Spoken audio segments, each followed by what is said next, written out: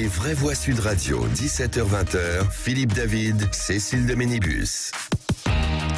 Alors, ce qui est bien avec les vraies voix, c'est qu'entre le off et l'antenne, finalement, c'est la même chose. On aurait dû laisser ouverts les micros parfois. On devrait les laisser ouverts. Oui, Philippe ça dépend. David. Les propos de Philippe Billiger choqueraient. Non, mais vous aurez remarqué, Cécile, que dans cette hilarité générale, il y en a un qui est resté poli, pudique, c'est ça. qui n'a pas ri. Merci de me rendre hommage. Allez. Nous, on est des racailles. Voilà, c'est ça. Les racailles. Ah, ça vous va bien des petites racailles. Avec Philippe Billiger, Olivier D'Artigol et René Chiche. Merci de votre fidélité et vos appels 0826 300 300. Tout de suite, le coup de projecteur des VV. Les vraies voix Sud Radio, le coup de projecteur des vraies voix. Voyage, voyage. Ça rappelle de vieux souvenirs, mais de bons souvenirs, désirless. Et là, c'est un peu moins sympathique. Inflation et augmentation du coût de la vie. Plusieurs municipalités et gouvernements ont choisi d'instaurer ou d'augmenter les taxes imposées à leurs touristes dès 2023. Les motivations sont tantôt économiques, tantôt écologiques. Quoi qu'il en soit, la facture des vacances va grimper. Et pour l'étranger, à Venise, aux Pays-Bas, en Écosse ou en Thaïlande, nous sommes en compagnie de Jean-Charles Francom, agent de voyage pour Kit Voyage et président du collectif de défense des métiers du voyage. Jean-Charles Francom, bonsoir. Bonsoir. Bonsoir. Merci d'être avec nous. Philippe Billiger, est-ce que finalement de taxer les touristes pour des raisons économiques ou écologiques, est-ce que ça vous choque en fait? À titre personnel, Cécile, je trouve scandaleux le fait qu'on songe à ça avant que j'ai décidé de retourner à Venise. Mais plus sérieusement... Parce que c'est triste, Venise. Ça me choque parce que, bien sûr, ça montre la crise d'un monde dans lequel il y a 1000 adversités qui se retrouvent.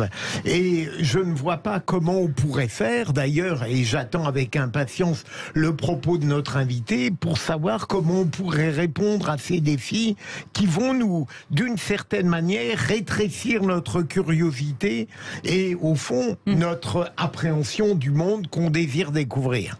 Olivier D'Artigol, les Pays-Bas vont taxer les avions. La taxe passerait de 7,95 € à voire 29 €.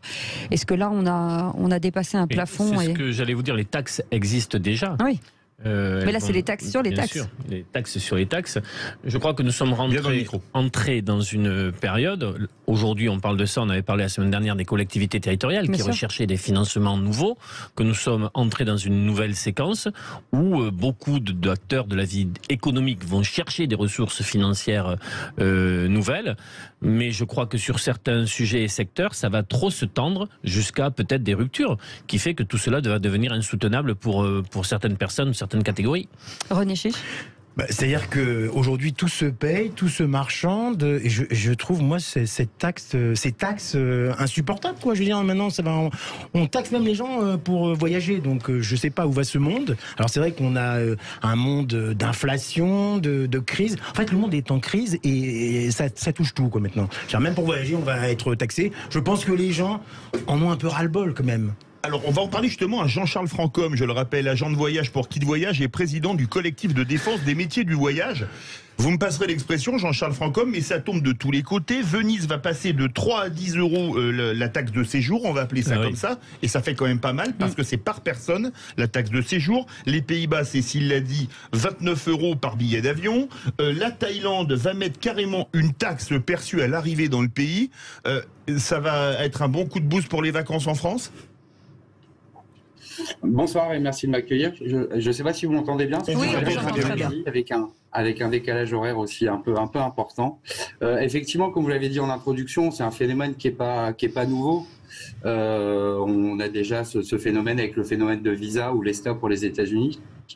Et on l'a remarqué cet été, malgré l'ESTA qui est à 14 $ et qui a été augmenté aussi cet été à 22 de mémoire. Ça n'a pas été un frein pour le voyageur. Faut savoir aussi qu'on sort de 2 ans de pandémie avec une restriction de voyager et il y a une vraie volonté du voyageur de voyager. Donc est-ce que c'est un frein pour voyager? Non, je partage aussi l'avis que le voyage c'est l'ouverture d'esprit, c'est voir aussi ce qui se fait ailleurs pour mieux apprécier le monde. Certains, vous l'avez dit, pour des raisons économiques, d'autres pour des raisons écologiques. Je dirais plus pour un impact positif plutôt qu'éco-responsabilité, parce que le côté responsable, son opposé, c'est irresponsable, et voyager n'est pas être irresponsable, mais le voyageur se doit aussi d'avoir un impact positif. Alors, on ne sait pas toujours à quoi servent justement ces taxes, mais est-ce que c'est un frein actuellement pour voyager? Aujourd'hui, on ne constate pas, puisque, par exemple, les États-Unis cartonnent malgré l'augmentation de l'ESTA. Je suis aujourd'hui en Indonésie, le visa est à 35 € et l'avion était pourtant plein à craquer. Maintenant, il y a aussi, et c'est là aussi l'avantage, l'intérêt de passer par un professionnel du voyage, c'est que nous, on va essayer de trouver les meilleures périodes, peut-être un peu en basse saison, pour pouvoir un peu baisser le prix de l'aérien. Je pense notamment aux Pays-Bas ou à l'Écosse qui vont inclure ça dans le billet d'avion. Donc ce sera plus opaque, je dirais, pour le voyageur, contrairement à un visa où là, on le débourse. Les taxes de séjour, on les a partout, on les a également en France. Maintenant, c'est sûr que plus ça va augmenter, plus... je dirais que finalement, l'impact principal, ça va être sur les dépenses sur place, peut-être. Et donc, finalement, c'est le pays qui va être le pays pénalisé. Et la population locale qui vit du tourisme qui va peut-être être un peu plus impactée. En tout cas, il y a une vraie volonté de voyager, donc je ne pense pas que ça va complètement faire arrêter les voyages. Mais effectivement, tout mis bout à bout, c'est peut-être le pays à destination qui risque de souffrir un peu. Est-ce que ça veut dire que la France pourrait mettre en place ce type de taxes, justement, pour des... c'est quand même un pays extrêmement visité. Est-ce que ça peut arriver? Écoutez, il y a déjà les taxes de séjour. Oui, non, mais bien sûr. Non, mais en plus... on entend parler d'une taxe qui ne serait pas forcément française. Alors, je ne suis pas dans tous les tuyaux, mais on entend parler d'une taxe européenne, un peu un ESTA européen. Oui, je pense qu'on y viendra. Maintenant, je dirais que le vrai cœur du sujet, mais ça, on n'aura pas le choix. Une fois que c'est imposé malheureusement. Mais c'est une vraie transparence sur l'utilité de ces taxes. Je prends l'exemple des États-Unis ou du Canada, on n'a jamais vraiment su pourquoi. Après, ça va aussi dépendre de, si je prends l'exemple du Canada, l'AVE, il est à 7 $ canadiens et il est valable 5 ans. Donc finalement, c'est assez rentabilisé. Je pense par exemple à quelqu'un qui va régulièrement en Espagne ou en Italie. S'il y va régulièrement, ne serait-ce que pour le travail ou pour des raisons familiales ou personnelles, au bout d'un an, ça peut commencer à coûter cher, effectivement. Philippe Bilger-Réalisé. Vous demandez, et c'est la question très naïve que j'ai envie de vous poser, à quoi servent toutes ces taxes? J'avoue ne pas comprendre. Est-ce que les pays qui les mettent en œuvre ne souhaitent pas que les touristes viennent chez eux? Qu'est-ce que ça signifie pour notre monde? Ça dépend. Alors, la réponse est vaste, et comme on a pu lire dans un article du Figaro récemment, ça va dépendre. Certains, c'est pour des raisons économiques, comme l'Écosse, par rapport à l'augmentation de l'énergie. D'autres, ça va être plutôt pour un impact écologique. On pense notamment à Venise. Alors, c'est vrai que Venise, très clairement, moi aussi, j'ai envie d'y retourner. Mais c'est vrai que quand on voit débarquer ces énormes paquebots pour la journée en bord de lagune, on peut comprendre qu'il y a un vrai problème. Maintenant, l'État américain, on n'a jamais vraiment su pourquoi. Il est arrivé juste après les attentats du 11 septembre, pour à la base, soi-disant, des raisons de sécurité. Je pense que c'est une taxe comme une autre, comme on a pu connaître un temps la vignette Mais est-ce qu'elle serait Philippe a raison, si elle était expliquée, est-ce qu'elle serait pas mieux digérée finalement par les touristes? Bien sûr, alors je pense notamment aux taxes dites écologiques. Comme je dis, je ne suis pas dans tous les petits papiers, mais ça peut être aussi une prise de conscience pour le voyageur de se dire je paye une taxe parce que j'ai un impact carbone, mais au moins de savoir pourquoi finalement. Et ça, je suis tout à fait d'accord avec vous, et c'est parfois un peu opaque.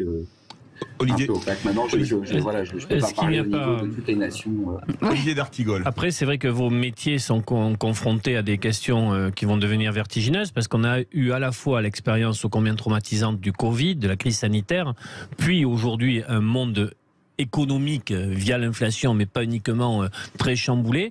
On sent bien donc qu'il y a de nouveaux modèles à inventer, que quelque chose d'ancien est en train de mourir petit à petit, et qu'il faut de la créativité sur des nouvelles pratiques, sur de nouveaux chemins, oui.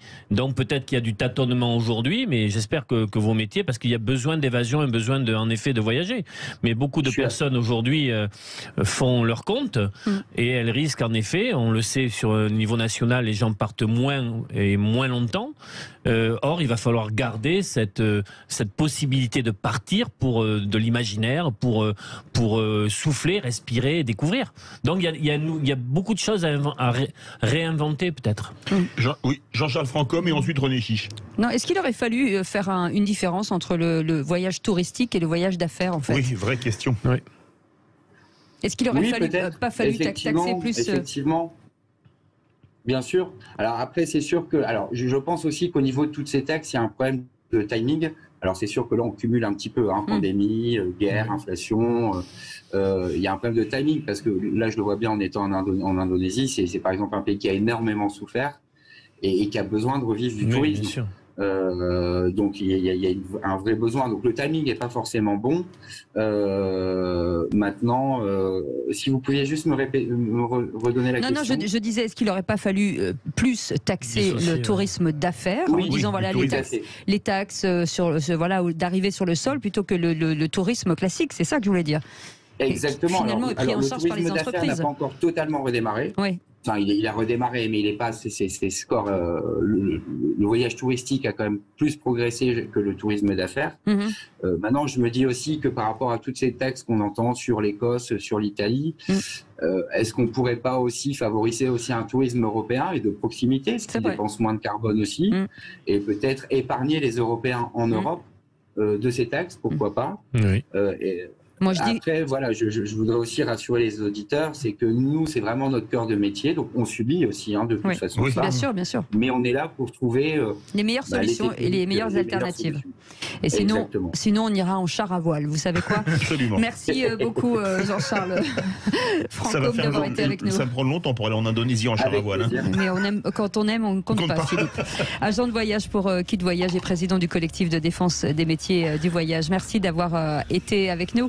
On revient dans un instant. Dans un instant, on va jouer. On va voir si effectivement, en matière d'actu, est-ce que vous êtes au point? Oui.